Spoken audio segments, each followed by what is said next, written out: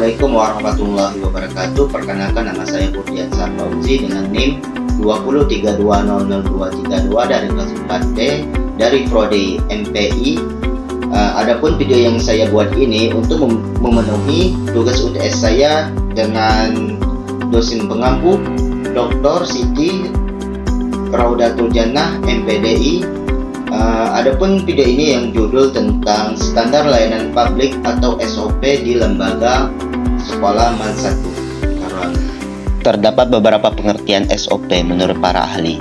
1. Laksmi. Menurut Laksmi, standar operasional prosedur atau SOP merupakan dokumen yang berhubungan dengan prosedur yang dikerjakannya secara kronologis guna menuntaskan suatu pekerjaan yang berfungsi untuk mendapatkan hasil kerja yang efektif dan dari pekerja dengan biaya terendahnya. 2. Shailendra. Menurut Shailendra, standar operasional prosedur atau SOP adalah pedoman yang dipakai untuk membenarkan bahwa aktivitas operasional organisasi maupun perusahaan dapat berjalan secara baik dan lancar. 3. Mukijat. Menurut Mukijat, standar operasional prosedur atau SOP merupakan sebuah urutan mengenai tahapan pelaksanaan suatu pekerjaan, di mana pekerjaan tersebut dikerjakan, bagaimana mengerjakannya, bila mana mengerjakannya, di mana mengerjakannya, dan siapa yang mengerjakannya. 4. Jipto Atmoko. Menurut Jipto Atmoko, standar operasional prosedur atau SOP adalah suatu panduan atau pedoman yang dipakai untuk mengerjakan sebuah tugas pekerjaan sesuai dengan fungsi dan alat penilaian kinerja instansi non-pemerintah atau pemerintah, non-usaha atau usaha yang berdasarkan pada administrasi, indikator-indikator teknis, dan prosedur kerja prosedural sesuai tata kerja dan sistem kerja pada unit kerja yang saling berkaitan. 5. Insani.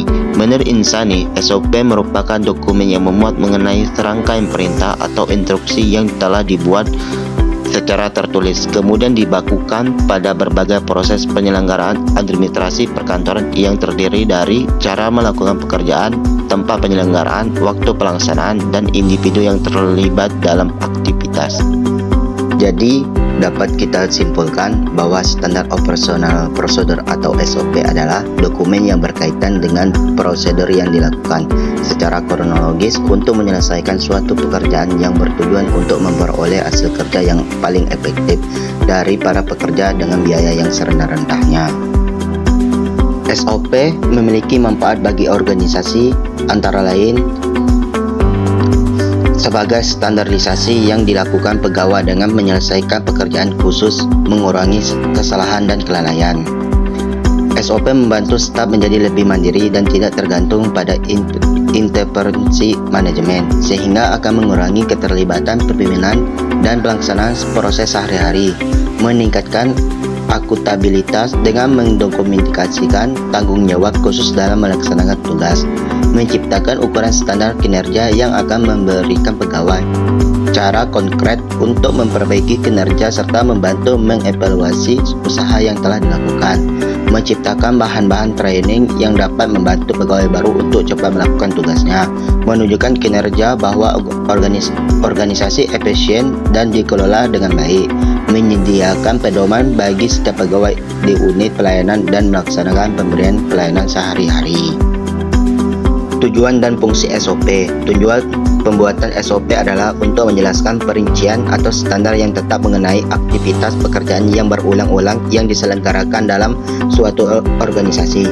SOP yang baik adalah SOP yang mampu menjadikan arus kerja yang lebih baik menjadi panduan untuk karyawan baru, penghematan biaya, memudahkan pengawasan, serta mengakibatkan koordinasi yang baik antara bagian-bagian yang berlainan dalam perusahaan.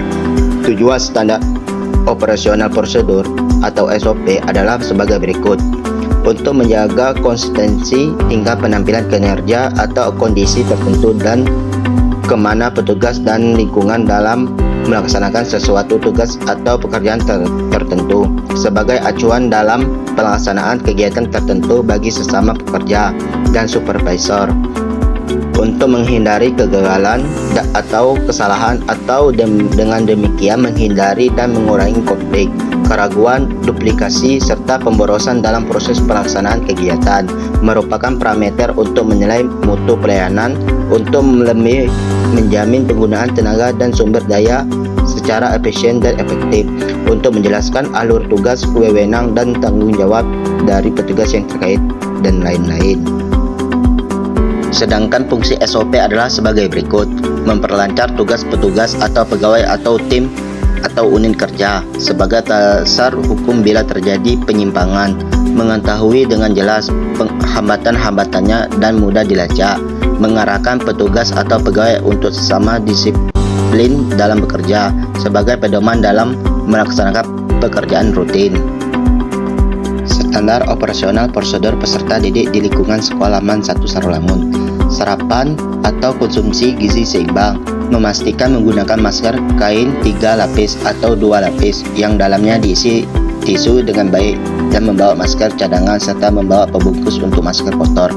Sebaiknya membawa cairan pembersih tangan atau hand sanitizer, membawa makanan beserta alat makan dan air minum sesuai kebutuhan. Wajib membawa perlengkapan pribadi meliputi alat belajar, ibadah, alat olahraga, dan alat lain sehingga tidak perlu pinjam-meminjam.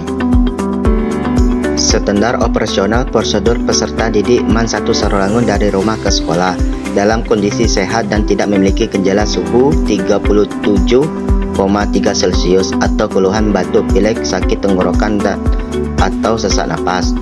Menggunakan masker dan tetap menjaga jarak minimal 1,5 meter. Transportasi yang digunakan menjamin terlaksana standar protokol kesehatan. Hindari kendaraan umum yang sudah banyak penumpangnya. Peserta didik yang memiliki kendaraan pribadi disarankan berangkat ke sekolah diantar oleh orang tua atau wali. Membersihkan tangan sebelum sudah menggunakan transportasi publik antar jemput. Kemudian masuk ke ruang kelas untuk melakukan kegiatan belajar mengajar. Standar operasional prosedur peserta didik MAN 1 Sarolangun dari sekolah ke rumah. Kegiatan belajar mengajar ditutup dengan berdoa bersama. Tetap menggunakan masker dan melakukan cuci tangan dengan sabun sebelum meninggalkan ruang kelas. Keluar ruangan kelas dan lingkungan sekolah dengan berbaris sambil menerapkan jaga jarak. Perjalanan keluar sekolah mengikuti jalur lalu lintas yang sudah ditentukan atau sudah ditandai. Penjemput peserta didik menunggu di lokasi yang sudah disediakan dan melakukan jaga jarak sesuai dengan tempat duduk dan atau jarak antri yang sudah ditandai.